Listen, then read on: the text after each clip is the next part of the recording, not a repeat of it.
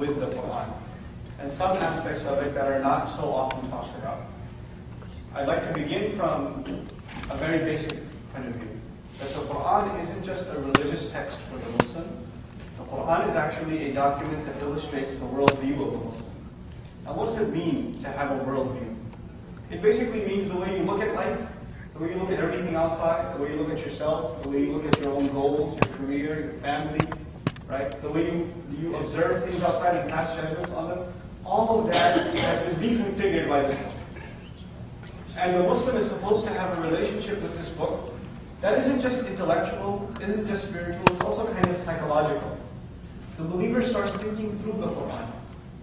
I share this with my students all the time, that the Quran has its own logic.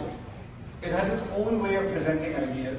It doesn't just give you a conclusion, it introduces a conclusion by means of certain things Allah calls attention to, and then He gives you a conclusion. For example, we were listening in Salah. Allah Azza wa Jalla says, He takes an oath, إِنَّهُ لَقُرْآنٌ كَرِيمٌ, right? فِي كِتَابٍ مَكْنُونٍ. But He doesn't just say that. He says, فَلَا أُقْسِمُ بِمَوَاقِعِ النُّجُومِ وَإِنَّهُ لَقَسَمٌ لَوْ تَعْلَمُونَ عَظِيمٌ. He starts by talking about stars. The subject is the Quran, but He doesn't start by talking about the Quran. What does He talk about first? The stars. And this is actually a kind of logic in the Quran. It's a way of thinking. And Muslims, unfortunately, nowadays, we look at the Quran as a source of references, meaning, is this thing halal or haram? Or what is the evidence for this fatwa? Where can I find the ayah for that? But we don't go to the Quran as the source of thought itself. How does the Quran want us to think? How does the Quran want us to actually process things when we come into contact with it? As I was driving here, it was a very silent ride.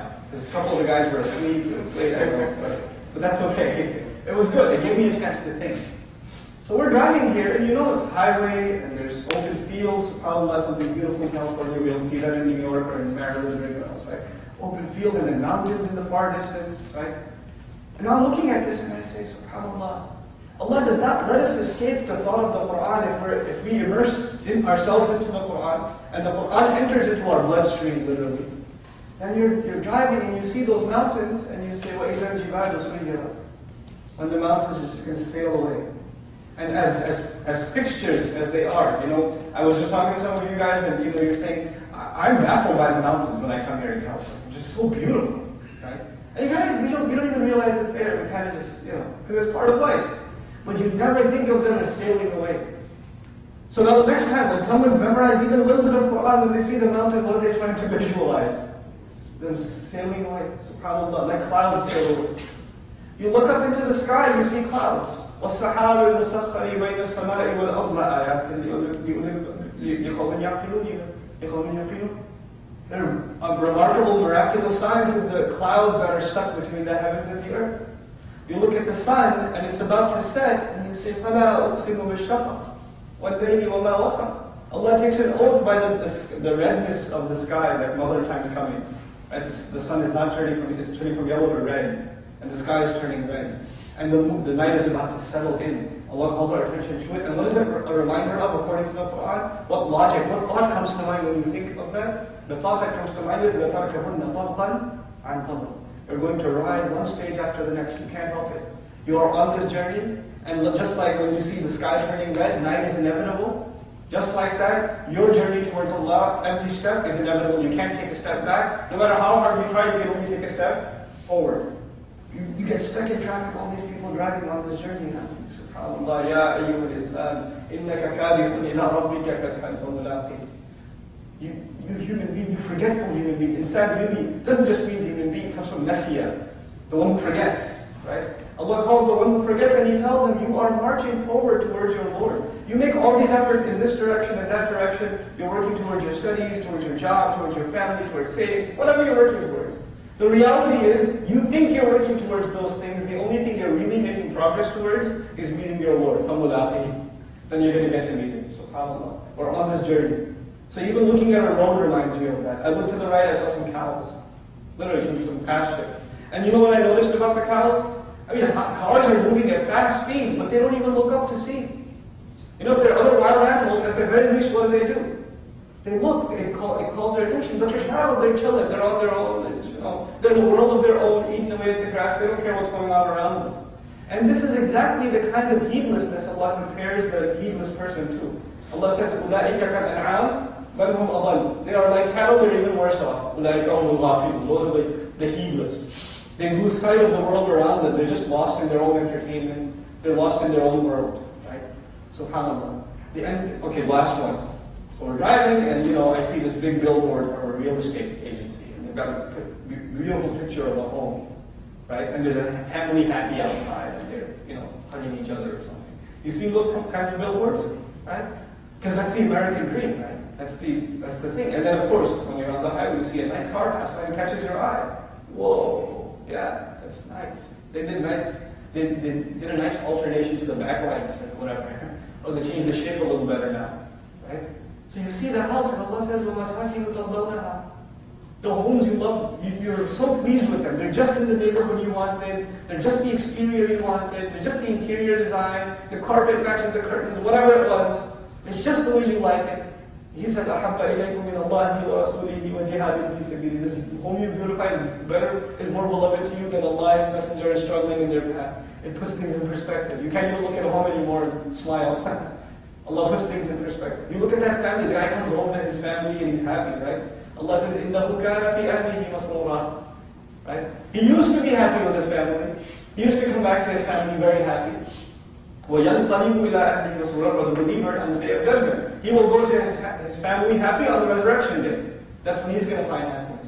In other words, what I'm trying to say is you can't go outside and not experience the ayat of Quran. That's the nature of Quran. It's not something caged in a book. When you become a student of the Quran, it starts taking over everything. You look outside the book, you see Quran. You look inside the book, you see Quran. You can't escape it.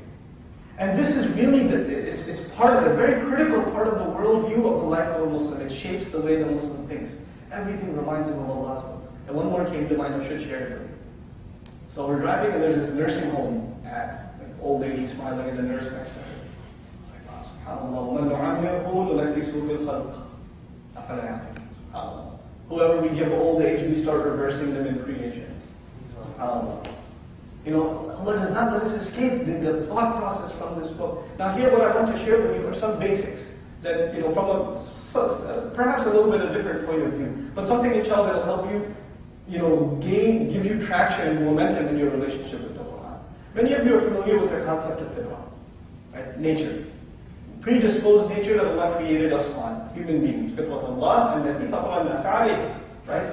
This is the predisposed nature of Allah, the design of Allah, literally carving. Fatara means to carve. Allah carved us a certain way. And this is something predisposed from Allah. Allah speaks about in Surah Al-A'la, He says, الَّذِي قَدَّرَ فَهَدَى. The one who created in precise measure and then guided it. What does that mean? That means Allah created, for example, the soil in precise measure. He created the seed in precise measure. He created the water in precise measure. And the seed knows how to grow and where to come out. And the earth knows to leave way and make crack open. So it makes way for the plant to come out. The baby knows that it has to cry for its lungs to fill with air. And the mother knows, her body knows that her chest should fill up with milk because the baby's going to drink. And the baby doesn't have to take a course on how to drink milk. It knows already. Allah created it and He guided it. The child knows. The bee knows where to go, which flower to go, and what to suck from it, and how to build its nest. How to build, how to create honey. And the human being knows how to draw it from there. SubhanAllah, Allah guided. Allah guided the human being. Allah guided the bird where to find its nest, and how to bring it back and take these twigs and make a nest. Even if it's somebody's, nowadays birds build their nest inside like the vents of your air conditioning or whatever, and it seems like it's unnatural. That's nature. Our homes are unnatural. But that's nature. That's Allah's design, SubhanAllah. And it's supposedly it's interfering with our design. We live in funny times, right? And this is really man versus nature is part of this discussion. I used to go to college in New York City, and I used to work there too. So you go on the subway, of course, you're just surrounded by concrete and metal and technology, right? And everybody's a bunch of zombies sitting in the train, and we get off after 45 minutes, and we're all walking to our work. Nobody looks up at the sky, nobody sees a single bird. Right? And even if they do, they're covered in dirt because there's polluted pigeons, poor creatures, right? And then every few steps, there's like a tree. Like they put a decorative tree. But you know what happens? Sometimes the grass starts coming out of the pavement. like we started with, and it looks unnatural. But you know what's the funny thing? What the funny thing is? That's the only thing natural. Everything else is unnatural. But that's how the world has become to us, right? We look at undeveloped land. We call it undeveloped land, right? But it's really what is that? That's land in its pure beauty. We're the ones who violated the rights of this earth. SubhanAllah, right?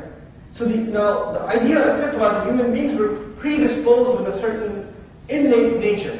Like all creatures have a nature. The cow knows not to eat, not to go after things that it's not supposed to eat. It eats grass, it knows. It knows. Allah put it in its nature. And as part of this nature, Allah Azza wa Jalla, He didn't just create us out of one thing, He created us out of two components. One component is our body. The other component is what? The ruh. يَسْأَلُونَكَ عَنِ الرُّوحِ قُلِ الرُّوحُ مِنْ أَمْرِ رَبِّي. Right? Two components. Now, one of these components, when Allah talks about it in the Quran, He actually humiliates it. Allah says, أَأَنْتُمْ أَشَدُّ خَلْقًا مِنَ السَّمَاءِ. Right? Are you a tougher creation than the sky? Banana. He created the sky. How pathetic are you compared to the sky? Then He says, قُتِلَ الْإِنسَانُ مَا أَكْفَرَهُ. May the human being be killed, this forgetful human being, he should be destroyed. How horrible, how obnoxious his disbelief. مِنْ أَيِّ شَيْءٍ خَلَقَهُ مِنْ نُطْفَةٍ. What did He create him from? From literally sperm. From a dirty fluid that people wash off of their clothes. Something humiliating. That's where He began. Right? خُلِقَ مِنْ مَاءٍ دَافِقٍ. He came out of a water that gushes out. A fluid that gushes out. A humiliating beginning for the human being. So when Allah speaks about the physical human being, He reminds us of our humble beginnings. But when He speaks about the ruh being blown into to Adam alayhi salam, and then into the children of Adam alayhi salam, He says, وَلَقَدْ كَرَّمْنَا بَنِي آدَمَ. We honored the son of Adam. Same human being, right? On the one hand, Allah is humiliating the origins of this human being. On the other hand, He's honoring them. SubhanAllah, the same human being. So in it is something that will bring us honor, and in us is something that will bring us what? Humiliation. Both of them are entitlements. Both of those things are there. So فَأَلْهَمَهَا فُجُورَهَا وَتَقْوَاهَا. We heard that even today. Both things are inside. Now Allah Azza wa Jalla created this nature inside of us. And we know the urges of our body. Hunger, shelter, to provide a roof over your head, to put clothes on your body, to dress according to the weather, climate, to clean yourself. These are needs of your body, desires towards the opposite gender. These are needs of your body. You don't have to be taught them, you feel them. Allah has predisposed them. زُيِّنَ لِلنَّاسِ حُبُّ الشَّهَوَاتِ مِنَ النِّسَاءِ وَالْبَنِينَ وَالْقَنَاطِيرِ الْمُقَنطَرَةِ. There are some things we're pre-programmed with to love. We love some things. We don't have to be taught to love them, we just love them. A child is not taught to love to play.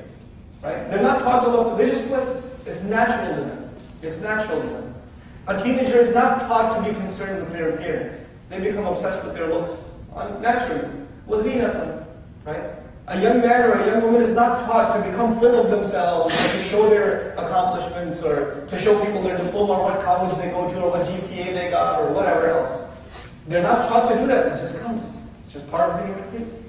But on the other hand, Allah blew into this human being a ruh. And this ruh is from the amr of Allah. Shaykh Wali al-Rahimi, a remarkable scholar, talked about the different kinds of creations of Allah. And he made a distinction between tadbirullah, and then the khalqullah, and amrullah, awamirullah, right? And in the world of amr, the ruh is from the amr of Allah. But tadbir is like, Allah plans, for example, He creates the seed, and it's part of Allah's planning that seed will turn into a tree. It takes time. It takes time. It's in the world of time and space. But the amr of Allah is timeless. It's something that was all of our arwah, all of our souls were created when? All at the same time. This is in Surah Al-A'raf itself, right? أَلَسْتُ بِرَبِّكُمْ. Am I not your Lord? All of you. Kum is plural. All of us were created at the same time. Because that's from the amr of Allah. You know what else is the amr of Allah? The book of Allah is the amr of Allah. The angels come with the amr of Allah, right? So, بِإِذْنِ رَبِّهِمْ مِنْ كُلِّ amr, right? They come down by the permission of the Lord from all kinds of umur of Allah. This is the amr of Allah. Now the thing is, our body, Allah created it. Allah says, خَلَقَهُ مِنْ تُرَابٍ. He created it from dust, from that fluid. All of these things are worldly, right? Earthly things. So all of the needs of the body are where? On the earth. The food of it comes from the earth. The clothing of it comes from the earth. The shelter of it comes from the earth. But the ruh that Allah gave, did the ruh come from the earth? Did Allah create this? Is this a worldly thing or something from the heavens? Sometimes the angel delivers it into the womb of the mother, isn't it? So when the body gets hungry, its food comes from the earth, because the body is from the earth. But when the ruh gets hungry, where can it get its food? It has to come from where it came from. And that is from Allah subhanahu wa ta'ala. Allah gives the example of the ruh, or the fitrah of the human being, as light. Another way of looking at it is light.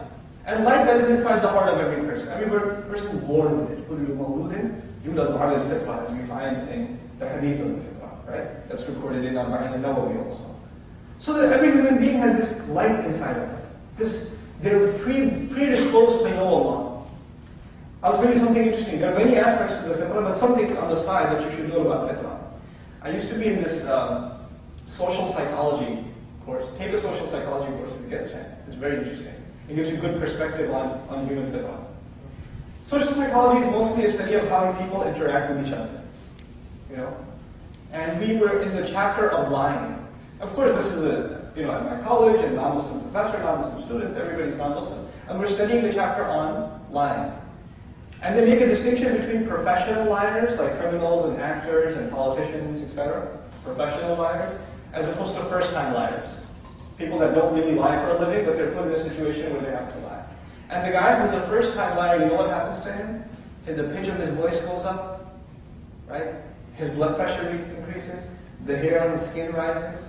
When he's put in a position where he has to lie, there are some physiological effects. He starts sweating, right? He feels like a thumping. Now, all of these things, I stopped my professor, I said, well, lying isn't like a pill you take or some physical thing. It's a psychological thing. It's in your head. So why are all these physiological things happening? Like the blood pressure increasing and the hair on the skin rising and the sweat pouring. These are physiological things. Sweat pours when you're hot, right? Nothing physical happened to him. He's just lying. Why are these physical things happening to him? You understand how something abstract is causing something physical to happen? So now, you know what my professor's answer was? My non-Muslim, agnostic, non-religious professor's answer was this. He said, from what I can tell, the human being was not programmed to lie. That's what his answer was. In other words, he confirmed the existence of what? The fitrah. Allah created this fitrah on truth. It is not, it's disturbed by falsehood. It's disturbed by falsehood. And when the ruh is disturbed, its manifestations come even on the mind. But then you can become immune to that. Eventually you can get rid of it, and then your body feels nothing. You feel no remorse. So this is a little bit about the fitrah. Now I want to tell you some things about how Allah challenges this fitrah. I want you to think of our concerns in life in 3 levels. 3 layers of concern in life. There's a kind of person who's only concerned about themselves. How am I going to pay the bills? Where am I going to get the job? When am I going to graduate? Who am I going to get married to? Right? How am I going to pay off the house? Which car am I going to get? What about my savings? Etc., etc., etc. Just themselves. Maybe at the most themselves and their family. That's their only concern in life. And there are a lot of good people like that. That their only real concern is themselves and their family, their children, their parents, etc. Then there are people who take a step a little further. They're not only concerned about themselves, they're concerned about the rights of others. These people, Muslims or non-Muslims, they become activists. Maybe they become animal rights activists, right? Maybe they become civil rights activists, right? They become all kinds of activists, and it's not even that their rights are being violated. They're more concerned with this idea of other people's rights being violated, right? Sometimes it's for themselves, but they say, no, it's for generations to come. We're going to fight for their rights, right? Or it's for the planet Earth, or whatever it is. But it's beyond themselves. They're concerned with something beyond themselves. And of course, we consider these people at a higher level than the people who are only concerned with themselves, right? This is at a little bit of a higher level. But then there's even a higher level of thought. So this is, the first level is for yourself. The second is for justice, just generally the concept of justice. And then there's a third level. And this third level is a person who thinks even above this and says, why have all of us been put here? What am I doing here? Where are all of us headed? I mean, there's so much injustice on this earth. There are so many things inside of me I feel a void of. There's something empty. There's something hungry inside me, like that ruh is hungry. Where do I feed it? I can't fill that void. I try filling it with music. I try filling it with clubbing. I try filling it with drugs and with alcohol. Nothing filled it. I'm trying to figure out what can fill this void. And maybe then, if I can find how to fill that void, maybe my personal concerns and the concern for justice, all of them will be solved. If we could just figure out that, the ultimate truth, the higher truth. Most people don't think like that. Most people stay at the first two levels of thought. Either they're concerned about themselves, or they're concerned about some contemporary issue, but they're not concerned about truth itself. Right? What is the ultimate truth? What is my purpose in life? These are not the concerns. The Quran, subhanAllah, addresses people at all of these levels. It addresses people at all of these levels. It comes to the one who's only concerned about himself. And you know, the one who's concerned about himself, when he buys something, he wants to make sure that he gets the full amount that he paid for it. Right? He gets the full amount. But when he goes to work, right, and he gets paid from 9 to 5, if he leaves at 4:50, he doesn't feel so bad. He doesn't feel so bad because, you know, I mean, come on, take it easy. But if he was buying something from someone, if he hired somebody, and the guy was leaving 10 minutes early, what would he say? Hey, I'm paying you for 10 more minutes, you stay here for 10 more minutes. You follow? Allah says, وَيْلٌ لِلْمُطَفِّفِينَ الَّذِينَ إِذَا كَانُوا عَلَى النَّاسِ يَسْتَوْفُونَ وَإِذَا كَالُوهُمْ أَوْ وَزَنُوهُمْ يُخْسِرُونَ. Well, ultimate destruction of these people who slice off a little off the top. Tatfif al-mizan is not cheating big millions of dollars in business. It's just slice a little off the top. Take a little bit off. So the guys, you know, there's a scale of 2 pounds, and there's rice of 2 pounds. The guy will take a handful and put it back. Because you can't really tell that much difference. It's like 0.1% I kept back for my merchandise, right? So just a little bit of cheating, not too much. I left work a little early. I took a little extra lunch break without my boss, not too much. Just a little. This is the one who's self-centered. Allah even talks to him and says, no, aren't you? When it comes to gathering from people, you want everything. But when it comes to giving, you want to give a little less. So what is Allah calling this person to? When you feel like you're entitled to something, that is in and of itself, it's a proof that you have in you a pre-programmed respect for justice, because you want justice for yourself. So if you want justice for yourself, naturally you should want justice for others. So it's taking people at that lower level, and what is it doing? It's bringing them at a higher level. They should be concerned with justice, and it takes them to a step even above that. If you're concerned with justice over others, don't you realize that the one who made you aware of this justice, who programmed you with this sense of justice, don't you think he'll be coming after you? How just were you? Were you fair at all? It brings you to that higher purpose in life. But it starts at that lowest level. Then he goes to the people who are committing evils in the society. Allah says, بِأَيِّ ذَنْبٍ قُتِلَتْ وَإِذَا الْمَوْءُودَةُ سُئِلَتْ بِأَيِّ ذَنْبٍ قُتِلَتْ. When the baby girl, the one who was buried alive, was asked, what crime was she killed for? This is very important. بِأَيِّ ذَنْبٍ قُتِلَتْ. The word سُئِلَتْ is really important. She was asked. You know why that's important? Because nobody used to ask. The guy kills his daughter, and people say, what? It's their business, whatever. No, who's going to come for her? You know, you have an attorney, you have a lawyer, you have the state, you have the government, you have somebody fighting for your rights. If you don't have somebody, you hire someone to fight for your rights. Who does this baby girl have that used to get buried alive? Who did she have? No one. Nobody cared. Nobody's there to fight for her rights, because people said it's not our business. Let's just deal with our situation. Let me not deal with her. Allah says, no, I'm going to appoint her an attorney on the day of judgment. A trial lawyer, and she will be asked, what crime were you killed for? Could you tell me what happened to you? SubhanAllah. And you know what's amazing about that surah in Takbir? In the beginning, Allah mentions another pregnancy. This is, of course, a pregnancy, a baby girl being born and being buried alive. Allah says, وَإِذَا الْعِشَارُ عُقِّلَتْ. That's also a pregnancy. That's the pregnancy of the she-camel that delivers. You know, when the camel was 10 months pregnant, this was the most expensive asset of the Arab. Because when the camel's about to give birth, his money, his wealth is about to double. His money is about to double, because that's his asset, right? So this was a really expensive asset. And they would never lose sight of it. And they would take extra care of it and feed it extra. It was a sign of nobility. When somebody would come over to your house and see a fat she-camel that's pregnant, they'd say, congratulations, yeah, thanks. It's like opening up a new gas station nowadays. Right? It's like that. That was their she-camel. And this she-camel, Allah Azza wa Jalla says, they will be set free. In the beginning of the surah, it says they will be set free. So the Arab is thinking, man, my she-camel, it's going to be set free. He's so worried about the she-camel. But then there's another pregnancy and nobody cares.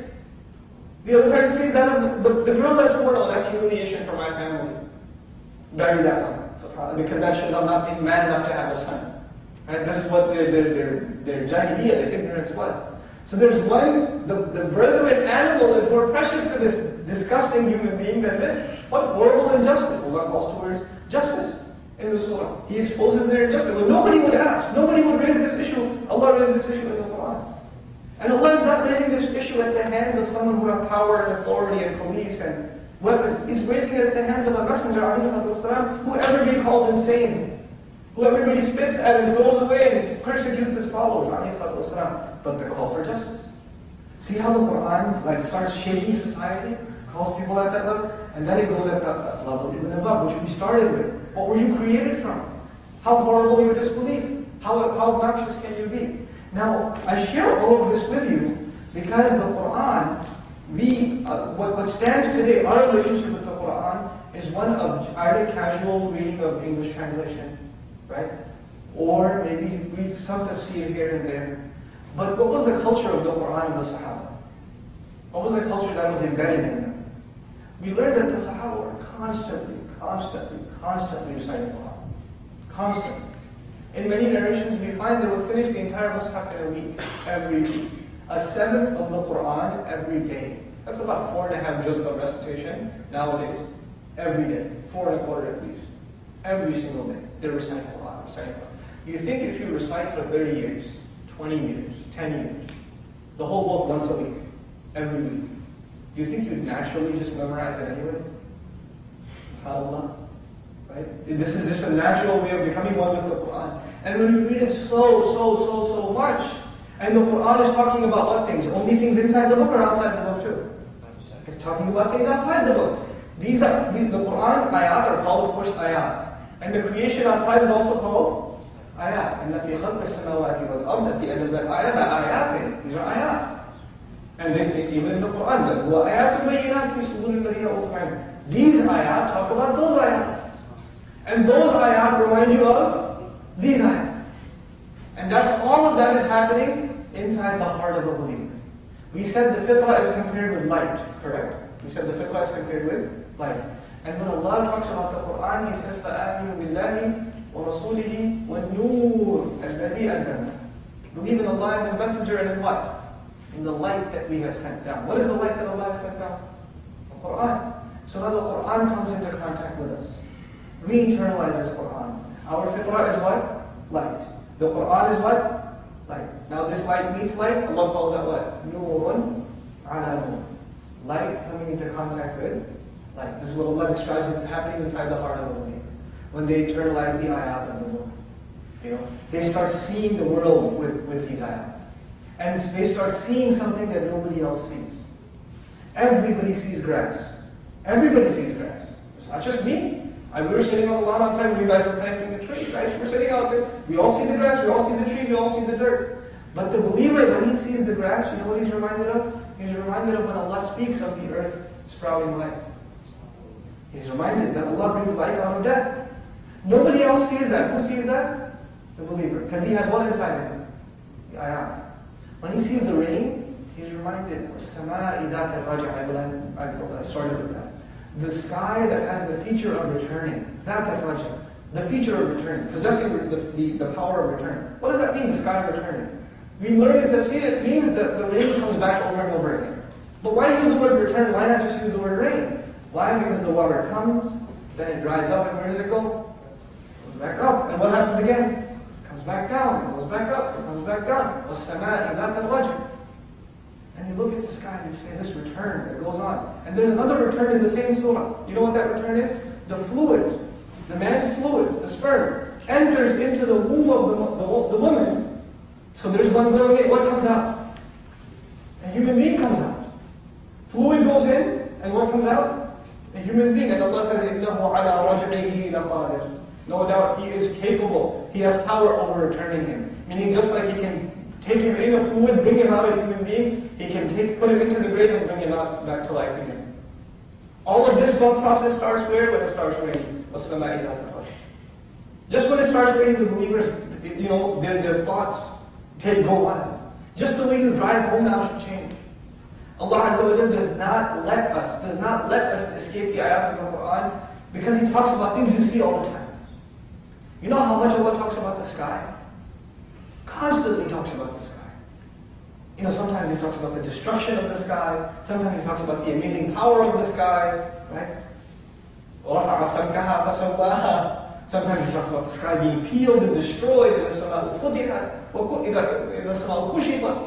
right? It's peeled, it's open. All these different kinds of, and you can't escape it at day, you can't escape it at night. And in the daytime, Allah says, وَالشَّمْسِ وَضُحَاهَا, we heard. It makes you think about the sun. And when you think of the sun, He says, إِذَا الشَّمْسُ كُوِّرَتْ. إِذَا الشَّمْسُ كُوِّرَتْ. When you look at the sun, your eyes squint, you can't really look at it. But Allah says He'll wrap it up so you can look at it. It will be folded up. كُوِّرَتْ. That day is coming too, when this sun will be easy to look at, and that will be a horrifying day. That in itself will be a horrifying day. So the way we perceive reality outside is completely morphed and transformed when we have a relationship with this Quran.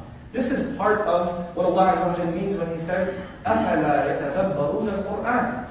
Why is it then, or do they not then, reflect deeply into the Quran? Tadabbur comes from the word dubur, literally. Dubur means the back of something. Why don't they look into the Quran and look all the way into the back of its meanings, deep into its meanings? Why don't they dive in? Why don't they reflect? Or is it the case that hearts have locks placed on them, meaning the heart is locked? The ayat tried to come in, and what happened? They didn't get access. There was no light upon light. It was locked up. There was no access. So it's beautiful wordings in the Quran. Now, the last thing I want to share with you, inshallah, I was writing some things down when I was coming here, so I want to make sure I don't forget. I think there was something I did want to share with you at the end. Yeah, just about the Sanaidat approach. Actually, here's what I want to share with you. Imaniyat. You guys know the study of Aqidah, right? Forget all the technicalities. Forget all the technicalities. You want to talk about Islam or the thought process of a believer to a non-Muslim. Just understand the bit. You want to explain it to a second grader, a first grader. You're not going to tell them You're not going to go down that road. Because that doesn't make sense to a second grader. It doesn't make sense to a non-Muslim. It's not going to something they can. Most Muslims can't process that stuff. Forget non-Muslims. Basically, our faith boils down to three things. It boils down to three things. Divinity, the divine, right? So there are hints in the Quran that make you reflect and think about who? Allah Himself, His creative power, His wisdom, His mercy, His forgiveness, etc. The second thing is revelation. The second core concept is revelation. And revelation is a very difficult concept. What do I mean that it's a difficult concept? It's easy to believe in a God. That's not hard. But it's very difficult to believe that guy over there, an angel came to him and gave him revelation, and now he speaks on behalf of God. Now for us it's easy because there are millions of Muslims. But when the Messenger ﷺ first comes and says the revelation has come in, an angel comes to him and somebody says, which angel? What are you talking about? I don't see anything. No, you can't, it's from the unseen. You have to believe in the unseen. What's the most common response? You're crazy. Isn't that the response in the Quran? If somebody said that to you, what would you call them? I have revelation, an angel comes. Forget the fact that, imagine you lived 3,000 years ago, somebody came to you and said, an angel comes to me, and he gave me revelation, and since you're my neighbor, I feel my obligation to share with you first. You have to believe in what I'm saying, and you have to follow every word I say. Nothing I say is subject to question, because if you question me, it is the same as questioning God Himself. How believable is that? How easy is that for you to accept? You understand? Believing in divinity is easy.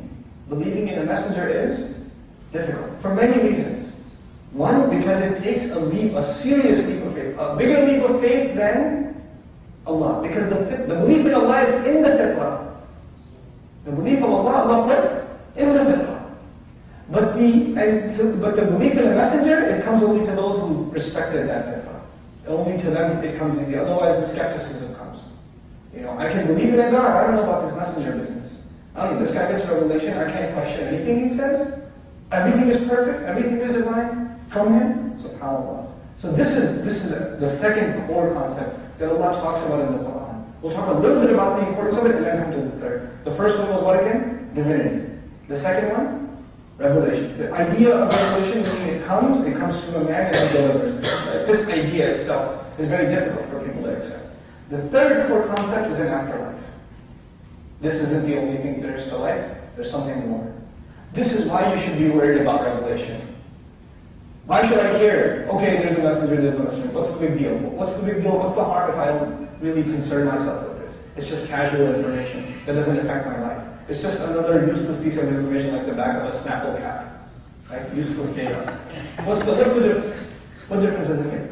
It makes a difference because whether you like it or not, You're headed towards this place, you have an appointment, and you can't avoid it, and that appointment is coming inevitably after your death. Right? So the three things, divinity, revelation, and afterlife. And they're connected to each other. They're all logically connected to each other. But here I want to share with you something about how Allah defends the integrity of revelation. Those who believe. Those who believe. At the time of the Messenger, ﷺ, when they heard Quran, they came up with different theories of what this Quran really is. One of the most predominant theories was it's magic. That's one of the most predominant theories of disbelievers. This Quran is magic. And they would call him sahir. Okay? Inna hada la sahir kadhab. Now, by them calling it magic and calling the messenger a magician, they've already accepted that it's not something normal. They've accepted that it's something paranormal. It can't be explained through common sense, and the only thing we can say is, we're not willing to say he's a messenger, so the only thing else we can come up with is magic. That tells you in and of itself that the Quran mystified them. They couldn't justify that a human being can come up with this through common sense. This is something magical. So magic is kind of between, disbelief and belief. It's the state in between. So they've already taken a leap by calling it magic.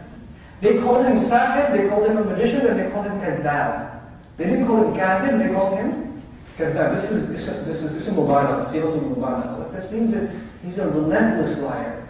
He's a magician, and he's a relentless liar. Now, why would they call it? And by the way, this seems like an insult to the Messenger. Even this is a compliment. Because when they say relentless, what does that mean? What does the messenger do? He's constantly making doubt. He doesn't stop. When you call somebody a liar, he'll go to somebody else and talk to them because they don't. Every time you talk to them, what do they call you? A liar. Does that stop the messenger? No. What does that teach you about dawah? Nowadays, you're talking to somebody about Islam, he gets a little heated, and he starts insulting you. Right? You say, "Forget you, I'll find a better customer." Right? Does the Messenger have better customers? Or is he dealing with the same exact people for a decade? Can you imagine? And on top of that, he's dealing with family. Have you dealt with family? How easy is it to talk to your cousin about his son? Or your uncle? Hey uncle, let me tell you something about Akhidiz. Oh, you're going to tell me about Akhidiz? Let me tell you about your, Right? That's what happens in family. Who's he talking to for 10 years? His family, his neighbors, his neighborhood. Can you imagine how tough that is? So, when they called him Sahir al-Kadhab, these were actually compliments. One, to the mystifying power of the Quran, and two, to the relentless commitment of the Messenger, alayhi salatu wasalam. So that's one, magician.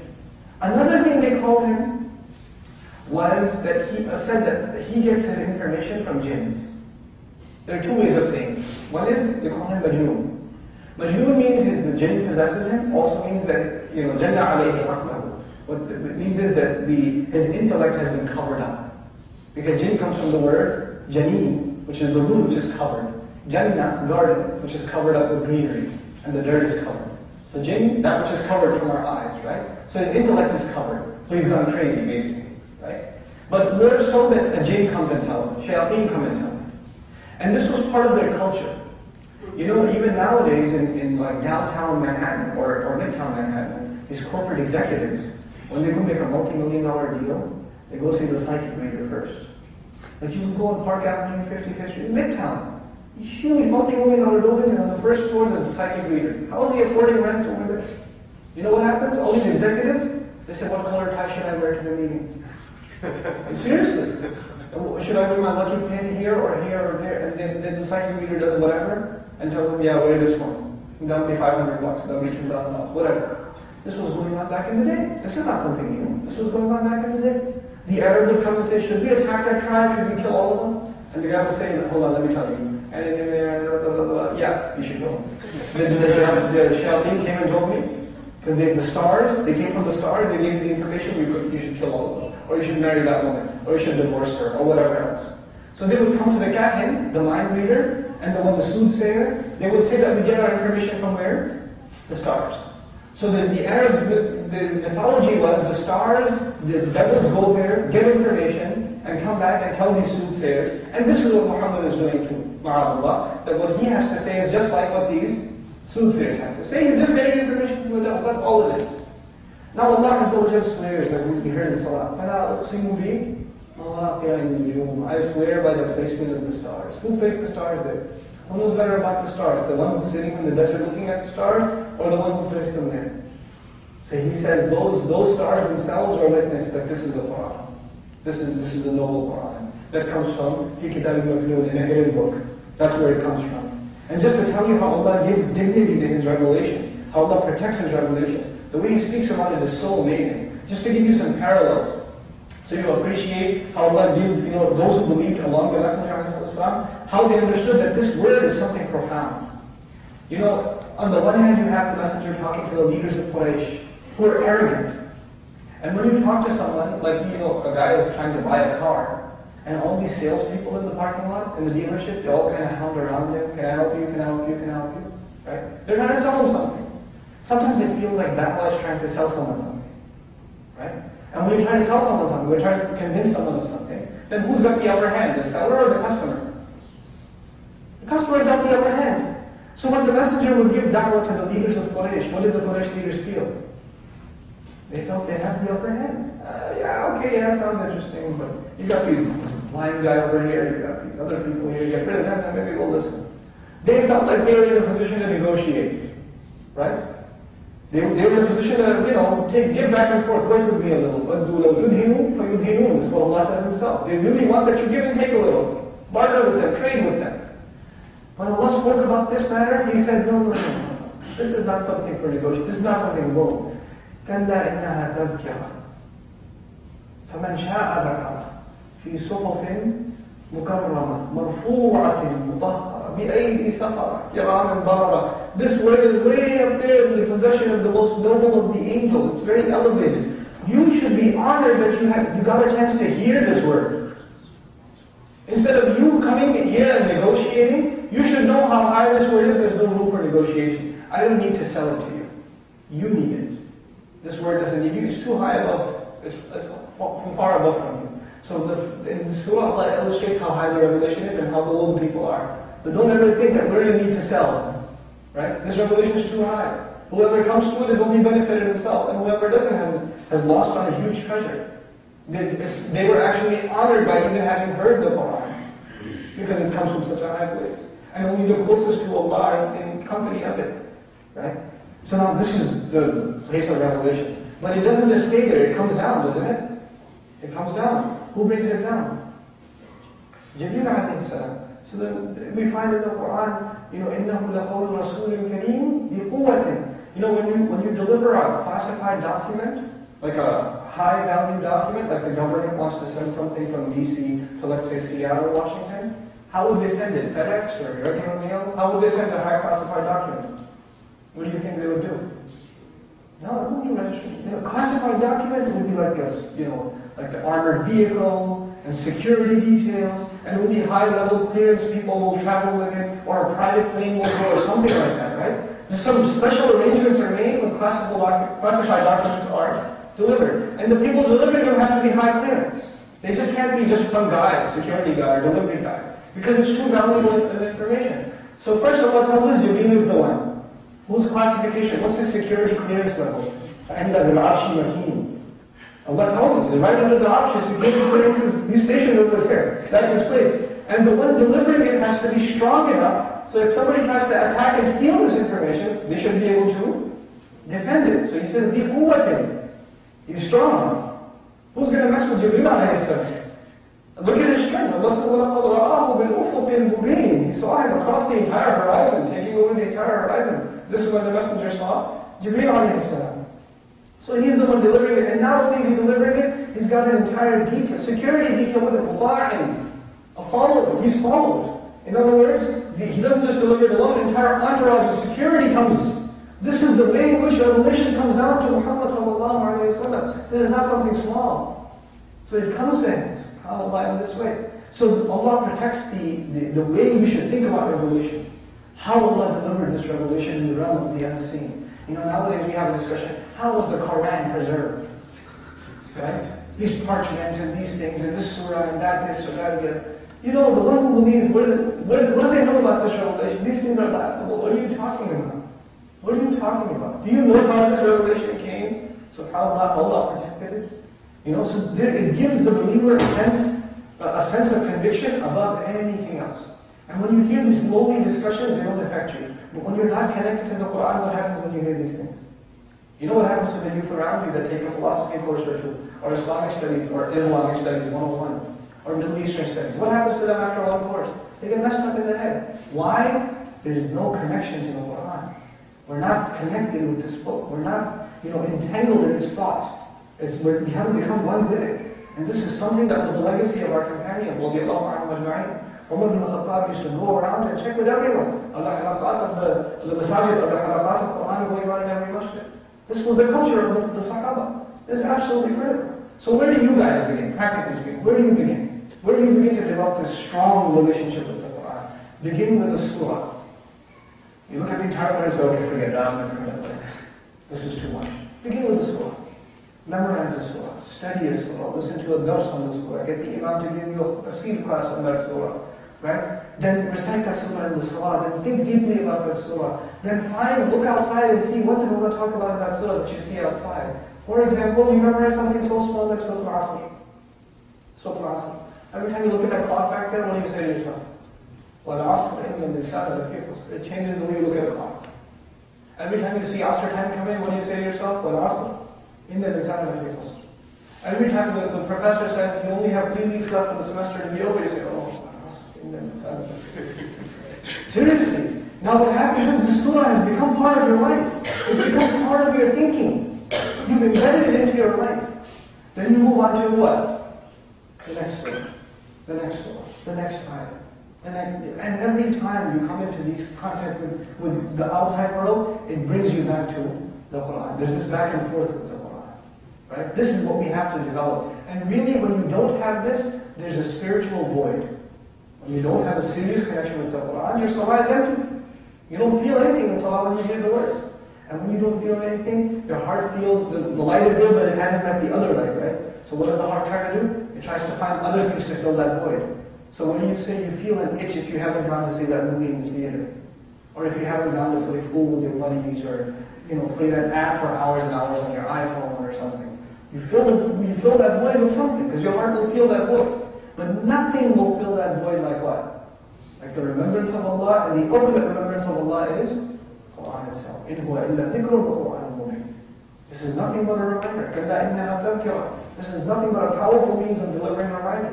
وَذَكِّرِ الْقُرْآنِ, remind with the Quran. Reminder, reminder, reminder. Allah keeps saying reminder. It's such an awesome reminder. Last thing I'll say, and we break inshallah. Last thing I'll say, usually when somebody reminds you of something, when they remind you of something, it's one of 2 things. Remind you of something in the past, or remind you of something in the future that you forgot about, that you have to worry about. Hey, do you remember the finals next week? Right? Or did you forget what happened in that guy who got caught cheating? Right? You're getting reminded either by the past or by the future. What does the Quran do? It reminds you of the people of the past. Then it reminds you of what's going to happen to you and me where? In the future. It takes us to the future and tells us, remember this. Imprint it in your mind that Allah will be saying this, this, and this. Imprint it in your mind. Allah will be saying to the believers, Kulu washrabu hani'an bima kuntum ta'malun. Eat and drink freely, live it up, because of the good things you used to do. Enjoy yourselves, party. Allah is commanding the believers, eat up and enjoy. Hani'an, prayer-free. Remember that day. Remember, don't forget to work for that day where I say that to you. See how Allah really reminds, what a powerful reminder. And so, in this last 2 minutes, wrapping up this comment, where does a believer develop a relationship with the Quran? Where? 2 places. They're really the same. The prayer, number 1, on a daily basis, the prayer is what's the longest part of the salah? Right? This is the divine installation. This is taught by the Messenger himself. The longest part of the salah is standing. And what are we doing when we're standing? We're reciting Quran. We're standing here and we're reciting Quran. Slowly we're listening to Quran. That's what we're doing. This is really where our reform takes place. Our relationship with Quran is revived in the salah itself. You don't even have to have an outside program and pass out flyers or event. The event is already been there, designed by Allah. And then there's a convention every week. There's the weekly event, then there's the convention at the end. What is that convention? The Friday prayer and the khutbah. If you look at the khutbah, the khutbahs of the Messenger, they were just ayat of Quran. There was nothing else. He would begin with the hamdulillah, the salawat upon the Messenger, and he would recite some ayat of Quran, aqim salah. The khutbah itself was what?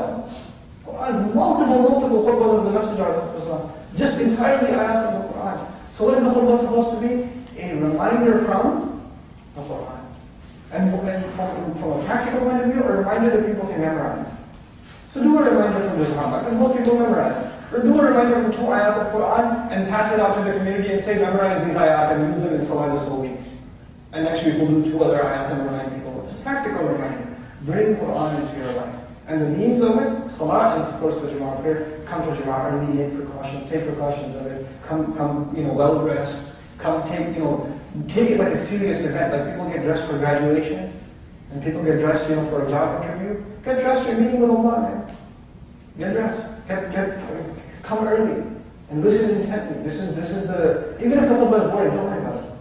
Don't worry, don't say it's not entertaining, that's why I come late. Don't do that to yourself.